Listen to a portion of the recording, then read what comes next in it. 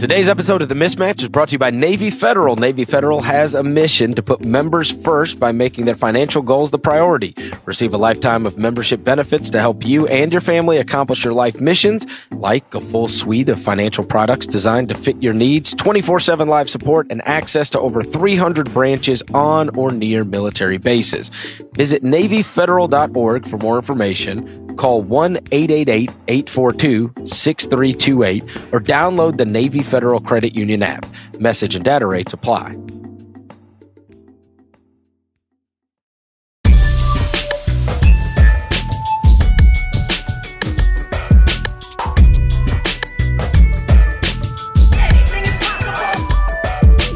Welcome to the Ringer NBA show, The Mismatch. I'm Chris Vernon, and joining me as he does every Tuesday from TheRinger.com is Kevin O'Connor, a.k.a. Kevin O'Bomber, a.k.a. Kevin O'Concert, a.k.a. Kevin O'Conflict, a.k.a. Kevin O'Carmelo.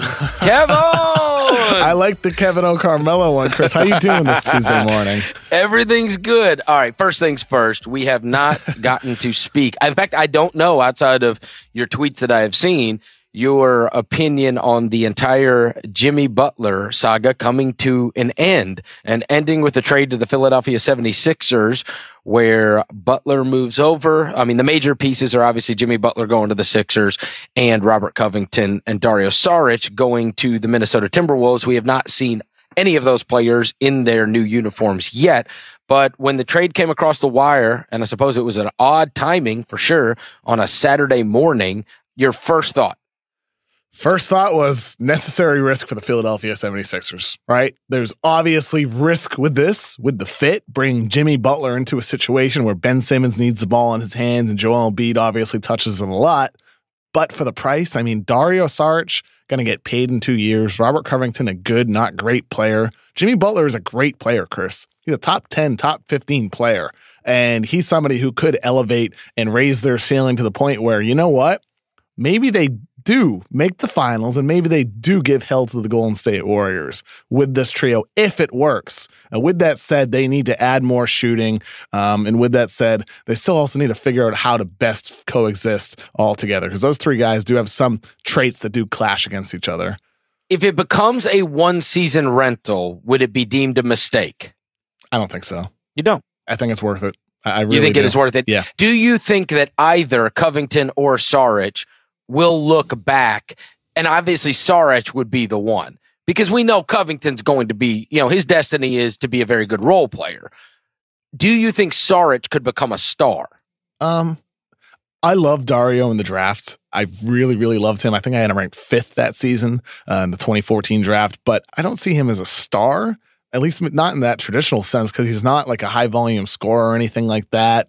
But I think he can reach like that second or third tier level of a star, like maybe like the 35th best player in the NBA. You know what I'm saying? Where I think there's more to his game. And I'm excited to see that with Minnesota. I really am. I hope the Minnesota Timberwolves put the ball in his hands a little bit more and show what he did playing overseas, because that guy can handle the ball and make plays for others. We see glimpses of his passing ability, but I want to see more of that next to Karl Anthony Towns and Andrew Wiggins. You know, this all got screwy, and Adrian Wojnarowski did a great job recounting how this was a loss in faith in Tom Thibodeau, and that this is probably the signaling of the beginning of the end for the Thibodeau-Scott Layden era there, and that this deal was pretty much done between Glenn Taylor and Josh Harris. That being said, when we look at the way this all played out and the trade that they eventually got, when we know there was a trade out there that included Josh Richardson as the centerpiece from Miami. We know that the Pelicans wouldn't get off of Holiday, as reported. They wanted to do a deal with Mirotic. The Wizards wouldn't come off of Brad Beal. The Rockets were rumored to have said, maybe Eric Gordon and Nene and a couple of first-rounders. Originally, there was a 4 first-rounder offer that was thrown out there. Do you think that the Minnesota Timberwolves, when you know the other deals, or at least the centerpieces of some of the other deals, do you think they got good return for Butler, or did they screw this up to where they ended up having to take a worse deal than what they could have gotten a little while back? Oh, they did screw it up. They got an okay deal. It's not a bad deal at all. Covington's a good role player, and Saric can be a really good player. It's a solid deal, but they did screw it up. But which of those that I just reeled off entices you the most, or more than what they actually got? It's the Richardson deal that they missed out on. The one thing executives that I've talked to the past couple of days have said, they're stunned that they didn't get a first-round pick in the deal. They think Philadelphia easily would have given it up, especially because a first-round pick was on the table with other deals that were offered. Every other deal that was offered had a first-round pick. So in that sense, it's surprising that they didn't push for that more and hold out for longer. Like with New Orleans, from what I heard is, yeah, they did want Drew Holiday, but what they also wanted, or what they wanted maybe instead of Holiday, was a 2022 unprotected first-round pick. They wanted that instead of the 2019 first-round pick that was offered, and New Orleans wasn't willing to do that, or they weren't able to do that. So they ended up going with the Philadelphia deal. But really, where they screwed up most, Chris, I think, was with that Miami deal. Josh Richardson is a better player than Dario Saric and Robert Covington. Still young, still more room to grow. And the deal that I heard that was offered in September, when all that stuff first happened, was something along the lines of Richardson with a first-round pick and then salary filler, including Dion Waiters, for Jimmy Butler and Gorgie Jang. So they would have been able to dump salary at that time, too. It seems to me that all along, Minnesota was declining these really good offers with the hopes of getting even more than that. Because on paper, you want more for Jimmy Butler, of course. But whether it was ownership or front office, there was just not an understanding that these offers were going to get worse, and they did get significantly worse. All right, so the Miami one is the one, and there was that sense, at least that they were kind of holding out and that Miami's deal would get better. It did not. No, of course not. Right? No, of course not. Deals almost always get worse over the course of time. Like when does a star player, or any player for that matter, want out and deals get better over the course of time? They never do. Yeah. And it's interesting because now you have this Minnesota season that's going to play out. I mean, you would not project them as a playoff team. Is that fair? I'd say that's fair, yeah. Okay. I mean, the West is so loaded. It's absolutely loaded. And you would look at the Eastern Conference and you would say that Jimmy Butler could easily, I think they're, second or third best record in the East already. And that's where they haven't had Jimmy Butler on their team yet. Certainly, this is a team that we would expect is going to be in the Eastern Conference Finals or right on the cusp of. They should be. Their second round series, whatever it's going to be. There's 4 teams that have kind of distinguished themselves, and that's even if we don't include Indiana, because you're going to have Boston, you're going to have Toronto, you're going to have Philly, and who am I missing? Oh, the Bucks, right? So those 4, you would say right now, would be the favorites to be appearing in the Eastern Conference Finals, with Indiana as the team that would have a chance to crash it. Right? Yeah, I think that's very fair, for sure. Okay. Yeah. So, you're step away from the Eastern Conference Finals either way. That second round series, no matter who they draw, is going to be a war. No doubt. And Philadelphia still has work to do to get to that point. They do. They traded arguably their 2 best shooters aside from J.J. Redick. Now their depth is depleted. They need to add shooting. I had in my article on Saturday that they still retain interest in Cavs wing Kyle Korver. I've since heard that Kentavious Caldwell-Pope on the Lakers is a guy that they could have eyes for. But even then, Korver is obviously one of the greatest shooters ever. KCP is an inconsistent shooter. I'm not sure how much he would solve their issues, but the point is that they need to find shooting. They got to find shooting to surround Ben Simmons, Jimmy Butler, and Joel Embiid, none of whom are top-notch shooters. Yeah, but if you get 2 spot-up shooters, actually 1, because Redick's going to be out there in crunch time. If you add 1 more, you saw what it did to them last year. It's not necessarily the individual talent of those players, but Bellinelli and Ilyasova were huge for them last year. It's like Tyler said in our Take Hunter video series, you got to give the ball to Marco Bellinelli. and now they don't have him anymore. But they do have, like you said, they have JJ, and Landry Shamet is an intriguing young player, but you need somebody more proven. As much as I love Shamet, I'm not sure, looking ahead to April, May, that you're going to be able to rely on him in playoff situations. You need somebody that can at least play better defense. Like, that's where Caldwell-Pope is interesting, because he can be a good defender, and he can heat up as a shooter. It's just a matter of finding the salary to match for him. I think maybe Wilson Chandler, maybe you flip him for Kentavious Caldwell-Pope, upgrade at shooting. But then again, Wilson Chandler, we'll see how he gets back.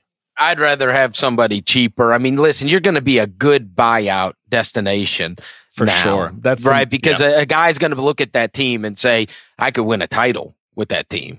You know what I mean? Like if I go in there, I'll get to play. I'll be able to stretch the floor and I'm going to get tons of open shots. They're a great buyout destination. They really are. No doubt. And I think that's where Elton Brand said this morning at the press conference that they're in no rush, right? I mean, I think when December 15th comes and guys like Caldwell Pope and every other free agent that signed this summer are available, that's when it's time to really start probing for deals. Kevin, who would have ever guessed that the Carmelo Anthony era in Houston would be a disaster?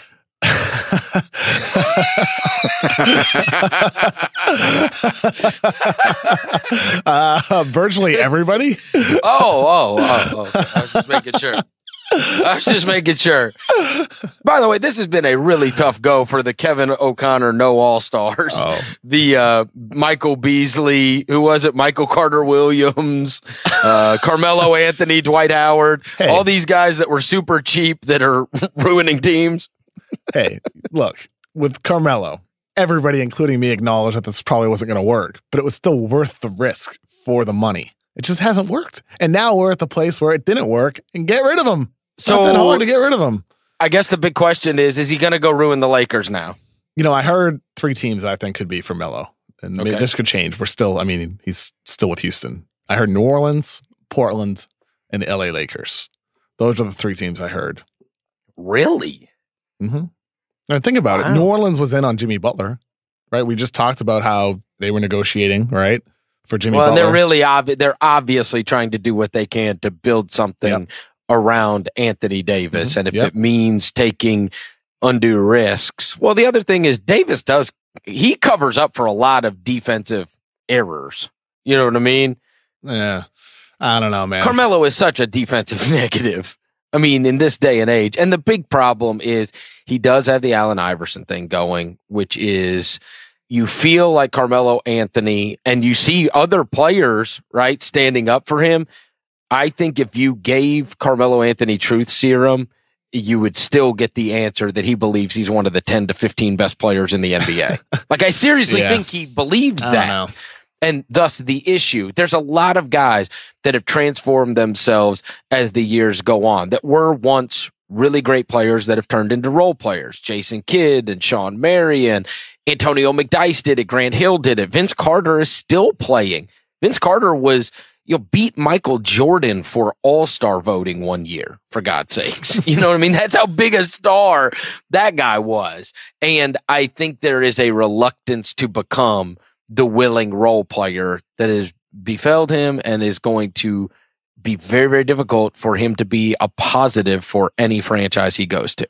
Yeah, it's tough, right? I mean, Carmelo, even in his prime years, was a negative on defense. I think Steven Jackson, like a video that went a little viral yesterday, former NBA player Steven Jackson, where he said, people are being too critical of Carmelo Anthony. He's talking about how he doesn't play defense.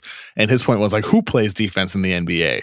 I think the difference between Melo and other players is that other players can play defense. Melo is somebody who just never has in recent years. He just doesn't seem to put in the effort. And even when he does, he's still slow laterally. The ability is just not there for him anymore in his 30s. So he's a 0 on defense. Outside of scoring, he brings very little to the table. For sure. Right? He's not a passer. Yeah. He's not a passer and he's not a huge rebounder. Used to be. I mean, not as much anymore. Yeah. So, if he's not scoring, he needs to hit spot-up threes. That's ultimately the problem. Like with Houston and Oklahoma City, the thought was, okay, put him off ball next to Russell Westbrook last year. This year next to Chris Paul and James Harden, he's going to get open shots for days. On paper, you would think that he would drain a lot of those open threes. They'd be able to attack closeouts and finish at the rim. But he's just not hitting shots. He's shooting 32.8% this season, and he's shooting 35.7% last season. He's just not shooting the ball well at all for a guy that over his career has had some really great seasons shooting the three. But, really, maybe he's just not as great of a spot-up shooter as you would have expected him to be, considering over his career so much has been off the dribble. All right, Kevin, we'll get right back to it. But first, I want to tell everybody about Stitch Fix. Stitch Fix is an online personal styling service that finds and delivers clothes, shoes, and accessories to fit your body, budget, and lifestyle. I tell you this, I use Stitch Fix, and I have a sweater that I got last year that I still wear all of the time. Also, everything I got in the mail from them, everything I got fit. perfectly. I don't know how they pulled it off. I mean, I know you put in all of your different sizes and everything, but it's pretty crazy that all of the different designs. And I will tell you that the stylist, she sent me this letter and she said, "Hey, Chris, I saw you were wearing so-and-so on your Instagram, so I thought you might like this." I was like, what in the world? Like, they really work overtime at Stitch Fix to make sure that you get clothes that you're going to like that will look good on you. They can help you find your new favorite piece of clothing. Just go to stitchfix.com/NBA and tell them your sizes, what styles you like, and how much you want to spend on each item. You'll be paired with your very own personal stylist who will handpick 5 items to send right to your door. You try them on, pay for only what you love, and return the rest. Shipping, exchanges, returns, always free. There's no subscription required. You can sign up to receive scheduled shipments or get your fix whenever you want. Stitch Fix styling fee is only $20, which is applied towards anything you keep from your shipment. Get started now at stitchfix.com/NBA and you'll get an extra 25% off when you keep all 5 items in your box. That's stitchfix.com/NBA to get started today. stitchfix.com/NBA. All right, let me play devil's advocate just for a second, okay? Are you going to defend Melo? In a way. Oh! All right? I'm not going to defend him. I'm playing devil's advocate for the sake of the show. I obviously think that it was a disaster. I said it was a disaster when they signed him. I said that you need role players with stars, and there's a mix of players that you need on teams, of which, and I thought that they were great because they were defensively great last year. They were a top 6 team in the NBA defensively, and they abandoned that and did this whole, like, what are you going to do? You really think you're going to outscore Golden State when it comes playoff time? That ain't happening, and he ain't going to be a part of that. But is it Carmelo Anthony's fault that Chris Paul's shooting 41% from the field, James Harden's shooting 42% from the field, and Eric Gordon so far this season has been 32% from the field and 23% from 3? Yes, that's Carmelo Anthony's fault.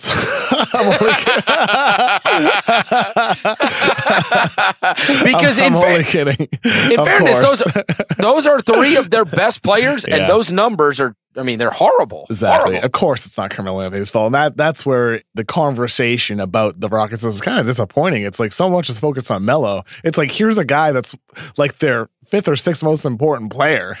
It's not his fault that the Rockets are struggling. It's everything else that's transpired for their team. Their offense is just not clicking. They were one of the best offenses ever last season, Chris. One of the best offenses we have ever seen last year. And they're just sputtering now. They're one of the worst offenses in basketball so far this year. Well, their bench stinks too. Oh, there's no depth. It's Green, Ennis, Michael Carter-Williams, who you defended. And by the way, Marquise Chris is exactly what I told you he is. An absolute nothing. Chris has barely played. For good reason. Why do you gloss over Gary Clark? I love Gary Clark. Oh, me too. What's your favorite song by him? Stop it already. Oh, okay. I like Gary Clark, the American Athletic Conference Player of the Year. The American Athletic Conference Player of the Year is my favorite, Gary Clark. Well, personally, mine is When My Train Pulls In, and I really like his Third Stone from the Sun cover. Great stuff. I'm always about Jimi Hendrix covers. You like Jimi Hendrix covers? Yeah, either when Jimmy covers a song, All Along the Watchtower, one of the greatest covers ever, or when someone covers a Jimmy song. I always like hearing how people interpret his music, like John Mayer doing Bold as Love. Great stuff. Have you ever seen Gary? Hey, you ever seen Gary Clark Jr. in person? Never. You haven't? Mm-mm. I think I might have caught him at a festival one time. I'm sorry, is this on Shuffle or is this the Ringer NBA show? What's going on? This is on Shuffle. This is actually on Shuffle. It is. We transitioned without you even knowing, Isaac. Listen to Isaac. I swear to God, Kevin, this guy has been so bold since the Clippers got one win last night. The Clippers get one win. He gets the shout out from Simmons, and all of a sudden, now Isaac's a different guy. Isaac, that really affected you last night, this big win against the Warriors, huh? This is patently untrue, but yes, I do feel really good right now because the Clippers won. You were there for that, Kevin. Yes, I was. You saw the Clippers' big win last night. Now, were you aware of what was going on in the bench when Draymond fumbled it away? He did that in the playoffs too, by the way, in a big spot where Draymond fumbled it away, and then they got to the bench and KD yelled at him, "Give me the damn ball!" And then they were, and then Peacemaker Boogie Cousins had to get involved. What a bizarre situation. Now, by the way, I am on KD's side on this. Like, pass the ball, bro. Seriously. I don't know why you're driving down the court like a bat out of hell in traffic. I didn't see that happen live when it happened until I saw like people, in our Slack talking about it, and then I saw. But it was interesting. KD like stormed out of the locker room after the game, and oh really? Yeah, and he just walked down the hallway. Like Jackie McMullen tried, grabbing him to speak, and like so did another reporter, and he just kept going. He said hi to somebody on the way out the door, but I guess he had no interest in talking after that game. Not happy. Well, and obviously, listen, Draymond's got to give that ball up. Yeah, Good grief, man. Look, I mean, it's just, I don't even view it as a big story. It's like people argue when they play video games, not just sports. I've yelled at my friends playing Halo 3 that they've yelled at me, and we've gotten in arguments over it. It happens. That's what happens when you're competing in a team atmosphere. It's really no biggie. It's not like it's happened between those two before. Oh, you don't think they should blow up the Warriors? Because that's what I was hoping. I hope they should just. Obviously, they got bad chemistry issues, and they should just tear the whole thing down. If you want to talk about what they should do, like in 2 years when Draymond's a free agent, and that's like a whole different conversation. I'm not saying. Oh boy! I'm not saying. Oh boy! You're already trying to figure out how we're gonna dismantle this thing. I mean, last night I had a good conversation with someone about like when Draymond becomes a free agent, do you give him the full max? But that's a different conversation for a different day. Right now, these Golden State Warriors are still in good shape, despite losing to the Clippers, who are, like Klay Thompson said last night, very good but not special. But they are really, really fun to watch. They are really fun to watch. And they can become special, though. We're seeing the potential of that with Shai Gilgeous-Alexander. Well, they got a bunch of good players, right? They got a bunch of good players. Like, you watch the team, and you go, that guy doesn't suck. Like, almost always, right? Almost every player in their rotation. Almost everybody's good. They're just good, right? Yeah. There's a bunch of good, and there's not a lot of great. Right? And but that's tough. Enough. They're tough, too. They play hard. I know. It is so weird because that has been the biggest weenie franchise ever, Isaac, as you know. just a bunch of front-running wieners that I've seen the Grizzlies mash into the ground for years. God. And I texted him last night. I said, give me Pat Beverly and Montrezl Harrell. I mean, those are Grizzlies in Clipper clothing. This is just bizarre to watch this. I texted back, you're not wrong, man. They really look like Grizzlies players playing in Clippers uniforms. Oh, and then what did you tell me that they call themselves now? Oh, they call themselves Clamp City now? Clamp City? Yeah, it's like a play on Lob City, but then lame. They're clamping down on defense. Lame. It's not the best nickname, but... Speaking about the guy who kind of like defines Clamp City for the Clippers, Patrick Beverly. Don't call them that, please. No, I'm just saying. There was a great moment in the locker room last night where Patrick Beverly like walked back to his locker and he turns to Shai Gilgeous-Alexander and he's like, "You see all the media? You see this? First game, there was only 7 media members here after the game." He's like, "I wish I took a picture. Look at this now. Look at this now. They hop on the bandwagon fast." Oh, and like it's true. The locker room was packed, especially compared to the first couple games for the Clippers. It was packed last night, and maybe that was because Golden State was in town. But it's also possible that more people are paying attention to the Clippers, as they should. This is a good team, man. It's a really good team. You had said on the group text that it gave you the feeling of an NCAA tournament game because that they are. All right, let's get to that first, which is there was a ton of Warriors fans, and this is true of 95% of the arenas around the country. Anybody that wins at that level, and you obviously have kids in jerseys in every city. This happens to games that I go to locally. You're hearing the roar when something good happens for the Warriors. They have now got fans everywhere because that's what happens when you win and everybody jumps on the bandwagon. You don't see a lot of Monte Ellis jerseys in the crowd, right? It's not like there are a bunch of longtime Warrior fans in all of these different cities. That being said, you did hear when Klay Thompson hit a 3 to tie it. I mean, there was an audible roar last night in the crowd. And so it did give you a little bit of a different feeling than a normal home game, right? It felt like a March Madness game. It really did. It reminded me of going to Sweet 16 Elite 8 games where it's like a 50-50 split with the fans. It felt at times that it was louder for Golden State, but it was pretty close. It was pretty close. I was at the Grizzlies versus the Jazz last night, which sets basketball back roughly 25 to 30 years. I mean, they're two defensive teams. They've already seen each other 3 times in the first 3 weeks of the season. So you knew you were ready for, this absolute war, which 20 points in a quarter might be a good quarter. That being said, seeing them up close in person, what really stands out, and I hear people talk about getting to see people in person. In fact, I was recently listening to Bill Simmons' podcast, and he said his son and producer Kyle, I believe it was, went to the Bucks Clippers, and just seeing Antetokounmpo in person is just such an experience. I tell you this, there was one that happened to me last night, and obviously I've seen him a couple of times in person. When you see Donovan Mitchell in person, it is striking how small he is. It doesn't strike me on television. And then when you see him out there, and it makes me think a little bit about how so many people missed in the draft, he does not have great size. He is an outstanding player for certain, but he's little, Kevin. He is. And he's littler than a lot of point guards in the league. And I think that may be one of the reasons that people overlooked him a little bit as a shorter shooting guard. Is that fair? Definitely. I mean, he was viewed as a combo guard, right? I mean, there was that age-old, kind of a knock on a guy. Oh, he's not a true point guard. He's not big enough to be a 2-guard. When in reality, Mitchell is who he is, right? I mean, in today's league, you don't need to fit into either one of those categories. And Mitchell's a better playmaker than he gets credit for. And I think someday if Ricky Rubio is not there and Mitchell is given the keys to really run point, we're going to see him put up bigger numbers. With Mitchell, it's just about he still needs to improve his scoring efficiency. Last night, he went 3 of 14. His scoring efficiency needs to get better over the course of time.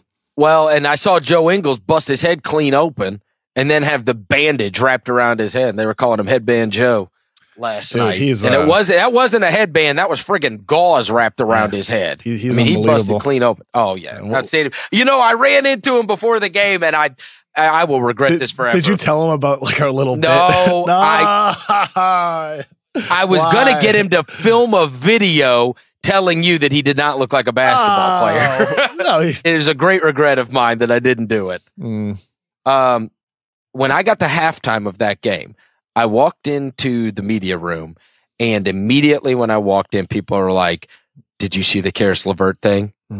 Yeah. I was like, "What are you talking about?" Guy holds up his phone and shows it to me. I'm not kidding. I got sick. It's like, dude, why'd you show me that? Like, I don't want to see that. I mean, just absolutely devastating. We had talked about Caris a couple of weeks ago, gave him a lot of airtime as one of these really special young players that was starting to come into his own and certainly going to be a real piece for the Brooklyn Nets going forward. The kid lost 2 seasons in college to injury, and now this last night just looked absolutely horrific. And I don't know. I mean, I was at a game when it happened, and of course, like news travels, I see it on my phone and just, I don't know, man. I got sick to my stomach. Yeah. Before the Clippers game, I was sitting by the court and I just pulled up my phone to see if anything had happened. And I looked in our Slack and saw someone posted about it. Then I immediately went to Twitter, saw the play and saw him getting carted off. And, honestly, man, it just angered me, when I first saw the news. None of us are exempt from good or bad things happening to us in life. Not me, not you, Chris, not anybody listening to the show.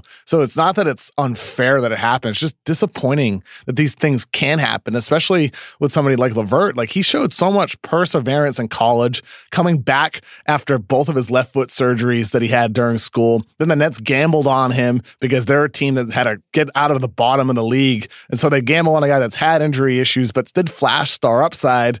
And then he starts to show that, right? He starts to show that. LeVert represented hope for the Brooklyn Nets. He was an example of somebody who battled through his own personal form of adversity to chase his dreams. And then for the Nets, they had no hope before him. And he gave the team and their fans reason to be excited about the future. And now that script is flipped. And there's a concerning unknown with him just because of one moment where his foot lands the wrong way and his ankle bends. And, that's the reality of the NBA in all sports where injuries happen. It sucks that they do, but it sucks even more that it happened to someone like LeVert and a franchise like the Nets that's just been crawling out of the bottom of the barrel. And last night they slipped. To your point, I mean, that kid was on crutches at the combine his year. Mm-hmm. He didn't get to finish out his college career like he should have. Because that third left foot surgery definitely set him back for the NBA combine, like you said. But it did seem like that supposedly solved the issue. And then this just really, I don't know if it's a fluke or what. I don't know what to call it. But just that one moment changes everything for him. We saw how like Gordon Hayward comes back from like a similar. We don't know what the injury is specifically yet, but right. Gordon Hayward comes back with his foot being bent the wrong way, and he looks like a limp noodle out there on the court. Like we don't know what he's going to look like when he comes back. What you hope is that he is able to have the recovery of another gruesome injury, which was the Paul George one that happened in Team USA play, because George was able to come back and be one of the best players in the league. Absolutely. That's what you hope for LeVert. And I will tell you, he had continued to prove you right in your stance of, I would not give him up in a Jimmy Butler deal. Even though Jimmy Butler had outlined that Brooklyn was one of the teams that he might want to go to, you were pretty dogmatic in the sense that you were not willing to give up LeVert in order to attain Jimmy Butler. Oh, Chris, we got good news, man. Oh, yeah? Shams Charania just reported that Caris LeVert dislocated his right foot and ankle. And that's it. Hey, I've never been more excited to hear that a guy dislocated his foot and ankle. And we also have, so Nets put out a press release, and it says Nets team orthopedist Dr. Martin O'Malley. I think that's the same guy who operated on his left foot. There's a quote in here. He says, "Fortunately, tests performed this morning revealed there are no fractures and only moderate ligament damage. While the optics of the injury may have appeared to be more severe, surgery will not be required. Caris LeVert will begin a period of rehabilitation with the Nets performance staff, following which he is expected to return to full strength and resume all basketball activities without any limitations this season." That is awesome. This is great. This season? It says this season? Yeah, return to full strength and resume all basketball activities without any limitations this season. Oh, what? That is incredible. That is incredible. That may be the most shocking, considering, and they obviously acknowledge this, while the optics were bad, everybody that saw that thought the same thing. And that's why you saw this immense amount of outpouring, especially from his brethren within the league. Dude, the human body is amazing. I'm just saying, how does your foot bend that way? And you only have, quote, moderate ligament damage. How is nothing broken? How is that possible? Nothing broken and no surgery. Holy mackerel. I mean, his foot was bent the wrong way. He's Rubber Man. Dude, I'm floored. Great news for certain. And obviously, we had just talked about, hopefully he comes back like Paul George was able to. This clearly gives us real hope. I mean, when they're talking about him getting on the court this season, that was not even close to as bad as any of us could have expected. What great news. I feel so good right now, Chris. I feel like I can do anything. It's just great news. It makes my day. You feel like you can do anything? Yeah, it just makes my day. Oh, okay. Well, then apologize to me about Carmelo.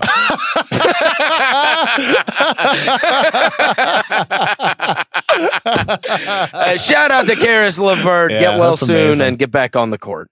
We're going to take a quick break. When we come back, we will quick hit a couple other news and notes from around the league. Today's episode of The Mismatch is brought to you by Google Pixel 3. Unleash the most powerful Pixel ever on the network chosen by Google, Verizon. Pixel 3 has more than just any camera. It takes group selfies, snaps in portrait mode, and helps you always pick the perfect moment with Top Shot, which automatically recommends the best pics where no one is blinking and everything looks just right. And the Pixel 3 also has the power of Google Lens, which means you can search what you see. And when you get the Pixel 3 on Verizon, it comes with America's best network. Now families can mix and match their unlimited plans on the best network with Unlimited on Verizon. Everybody in the family gets what they want without paying for things that they don't. Visit your local Verizon store today or learn more at po.st/theringer. What do Carmelo Anthony, Matthew Dellavedova, DraftKings, the New York Times bestselling author Tim Ferriss, The Ringer, and nearly 500,000 entrepreneurs and businesses have in common?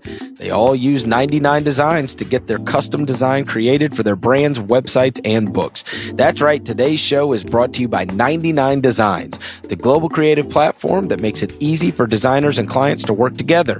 From logos and apps to product packaging and books, 99 Designs is your go-to design resource for any budget. We recently used 99 Designs to design some custom merch for the Ringer, and we have to say the quality was amazing. You can check out the new merch designs at 99designs.com/NBA.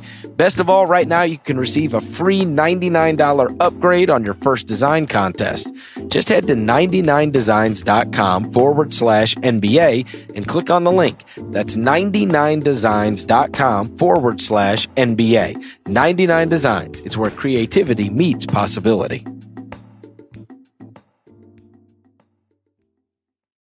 All right, Kevin, Sacramento got another win last night. Impressive win against the San Antonio Spurs. Oh, yeah. Is Sacramento going to end up where we're going to look up in a couple more weeks and they've taken a ton of losses? Are they for real, or is this just early season success? What do you think? I think it's probably just early season success. But with that said, they are not going to go to the bottom of the league, which is where they have been in recent years. This team definitely has a lot of talent on it. And really the guy leading the way is De'Aaron Fox. De'Aaron Fox has been outstanding. And he's taken the leap. He's certainly taken the leap, right? He looks like a radically different player this year than he did before. And I'll tell you this, Cauley Stein's having a good year. They get Bogdanovich back. Yeah, and obviously Buddy Hield's good. Buddy Hield shoots the hell out of it, man. That dude can stroke threes from anywhere, all over the court. De'Aaron Fox, though, I mean, he's the guy. Like we just talked about hope with Caris LeVert. Fox is the guy that really provides that hope for the Sacramento Kings franchise. You know, when he was drafted, I thought, here's a culture changer that they're drafting, like a high character guy who works hard and who's going to maximize whatever skill he has, right?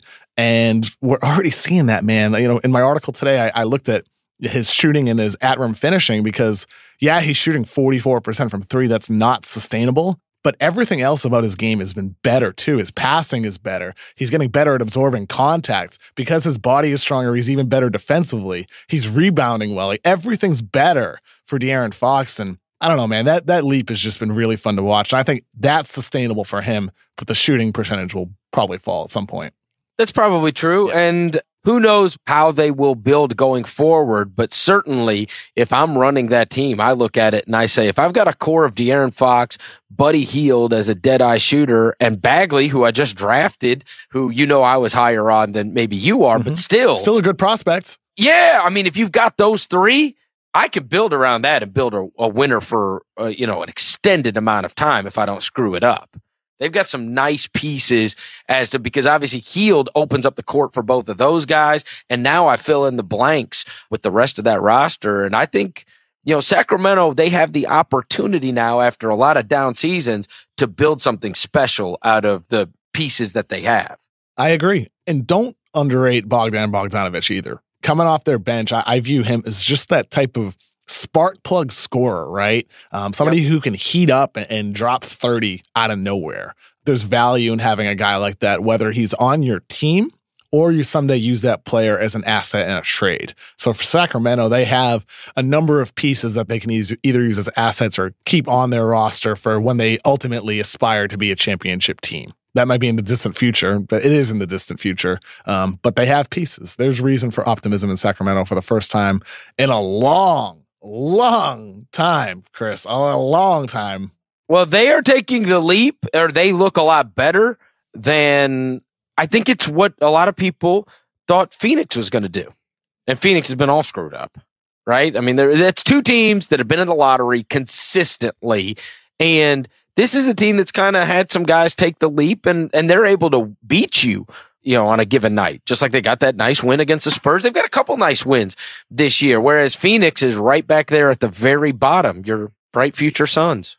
Doesn't change the fact that they still have a bright future with Devin Booker and DeAndre Ayton. And I'd rather have Sacramento's.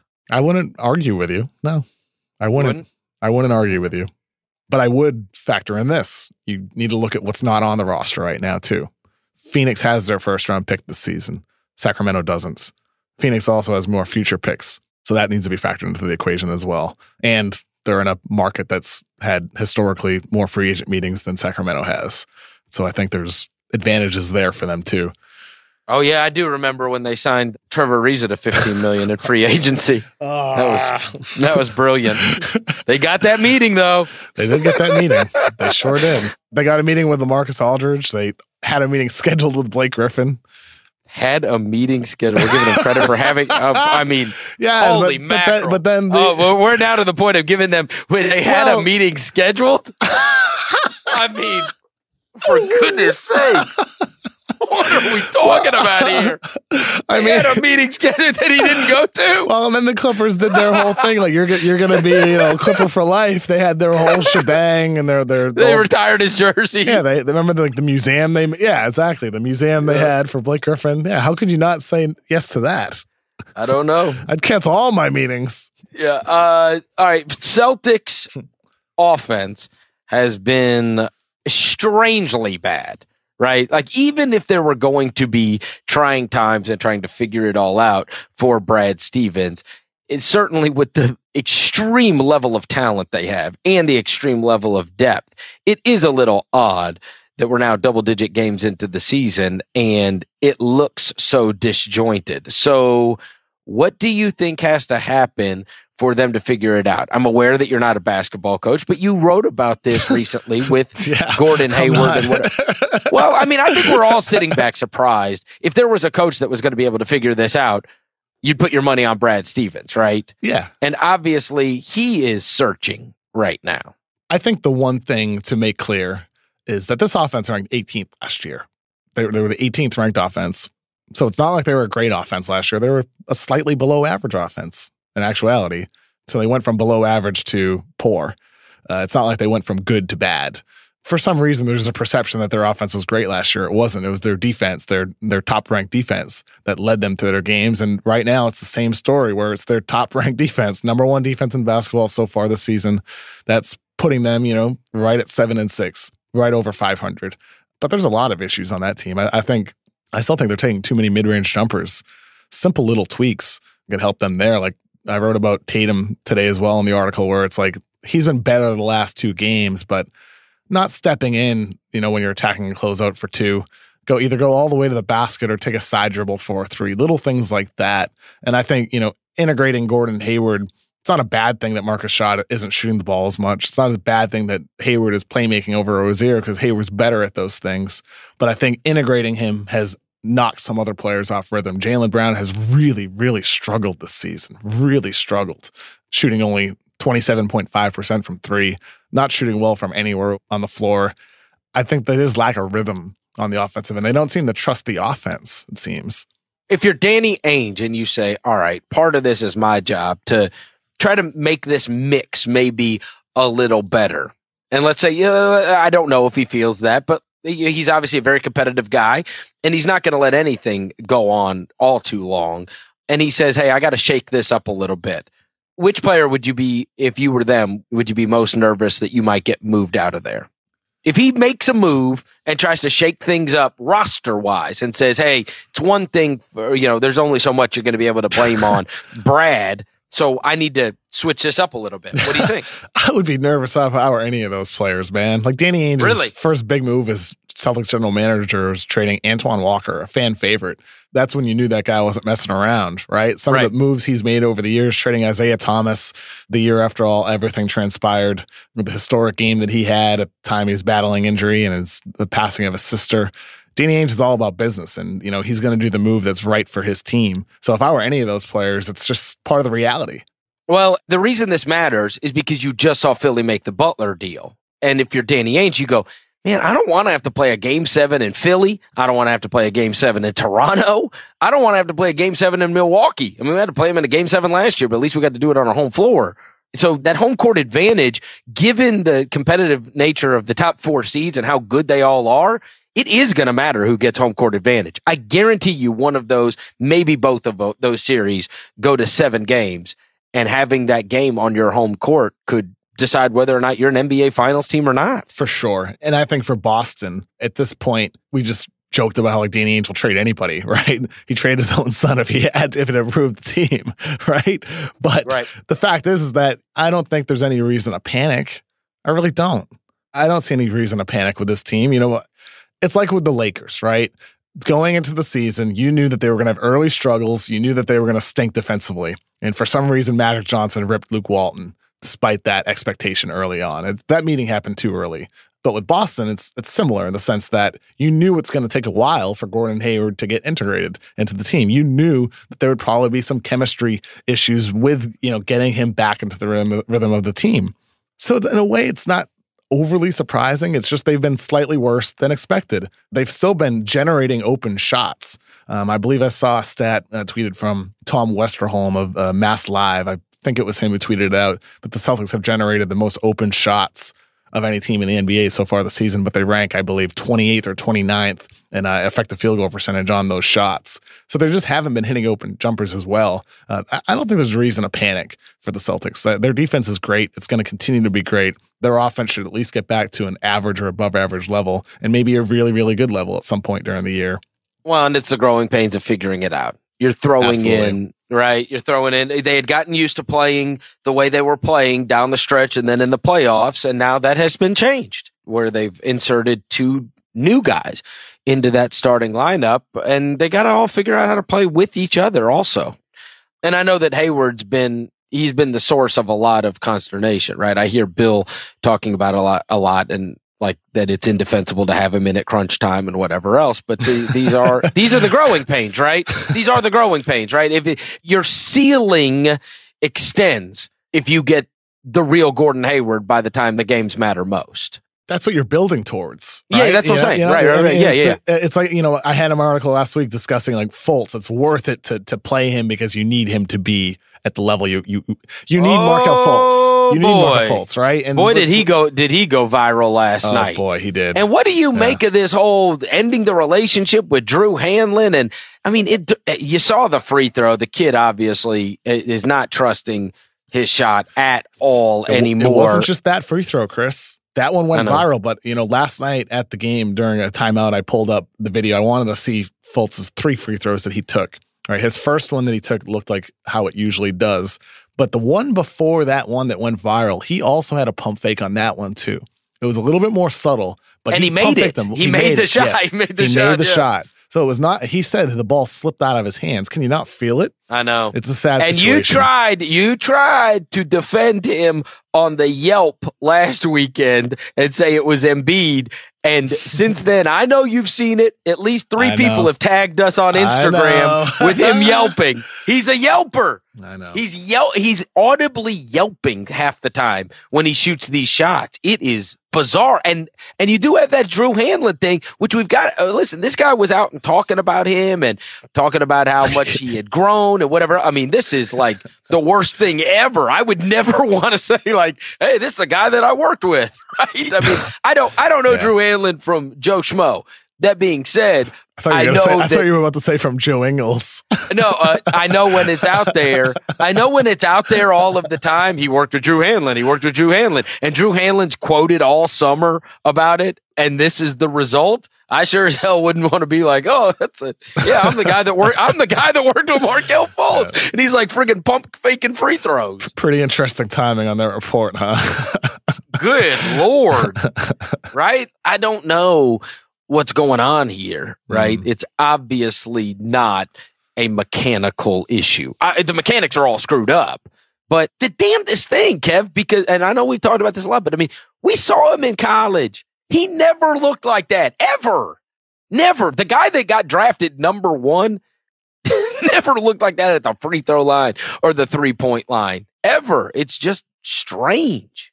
Yeah. So everybody you talk to in the league, it's pretty much the same exact reaction that you and I are having right now, where it's like, I've never seen anything like this. This is the most unusual thing that they've seen in their lifetime, really, with a player. It's not like Markelle. Markelle was never a great shooter in college. He was a good shooter. He might even have just been an average shooter, but he definitely wasn't a bad shooter. He didn't look like Shaq at the free throw line. He didn't look like a non-factor who was scared to shoot the ball. Markelle Fultz would pull up from anywhere, dude. Like, that dude was a baller at Washington. Pull up highlights of him. That guy was unafraid to pull up from anywhere on the court.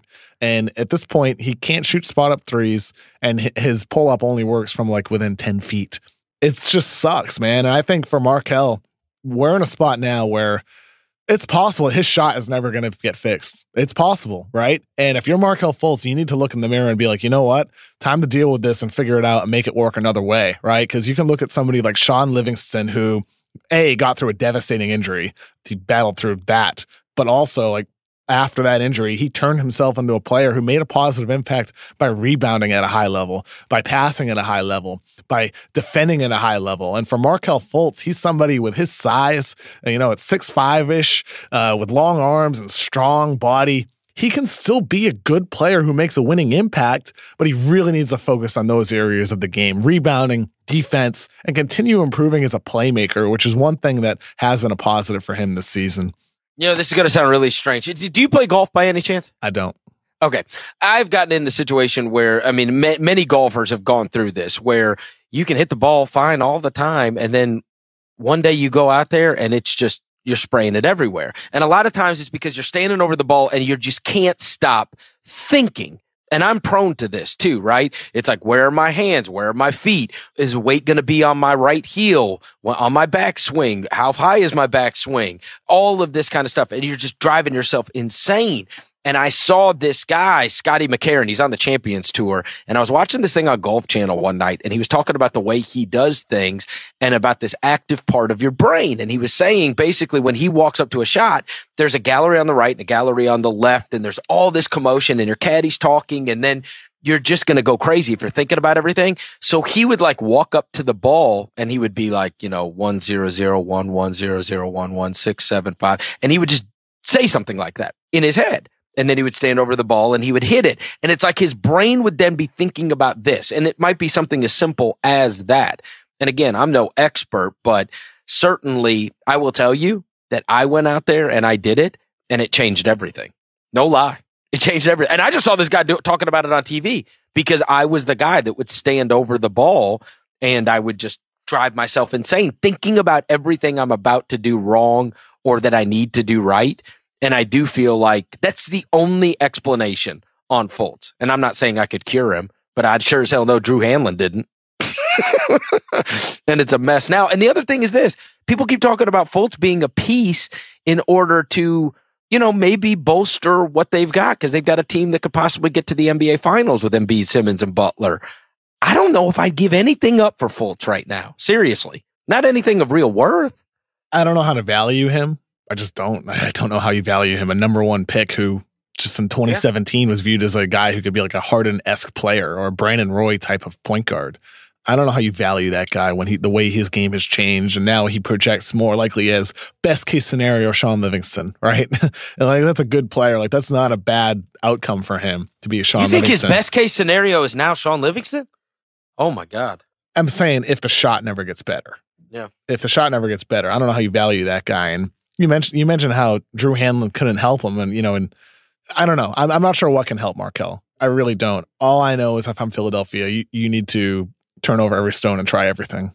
All right. One thing I do want to mention before we get out of here is the draft. And you recently wrote about Zion Williamson. You're all in on Zion. Woo! Hey, as am I. He is absolutely phenomenal to watch, right? Great player. I want to tell you this. I happened to see, and this was somebody I was unfamiliar with prior to yesterday, and I believe it was House of Highlights that I saw it on, maybe. This Kevin Porter for USC. Oh, I was at that game. Oh my God. He really does look like Harden. He said that's his hero or whatever. That's who he's always looked up to. No, the lefty, and he's got the step back stuff, and he was just bully balling people around. I don't know, man. Again, I haven't watched him play a full game. I just saw those highlights, but those highlights, I was like, my God, this guy looks awesome. Yeah, he's a good player. He's a good prospect. I don't see him as a Harden player, though, to be honest with you. I'm just saying the moves are reminiscent. I don't know. And the lefty stroke. And the shot kind of looks the same. And I tell you this, the highlights of that friggin' bowl. Holy mackerel. Bowl is fun. Kevin Porter, real quick, to me, he maybe a Justice Winslow with a jumper, or worst case scenario, the best case version of James Young, if that makes any sense at all. Oh God. Does that make any sense? No, you just it's like what the Celtics drafted James Young to be. When Bill Simmons pumped his fist when James Young was drafted, that's the version of James Young that I'm talking about. Oh, not the colossal bust? Yeah, not the colossal bust.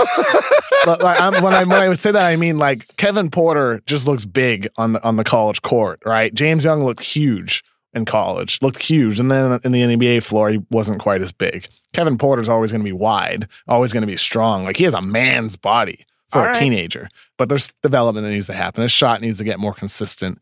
He needs to get more consistent, period, because he comes and goes during games.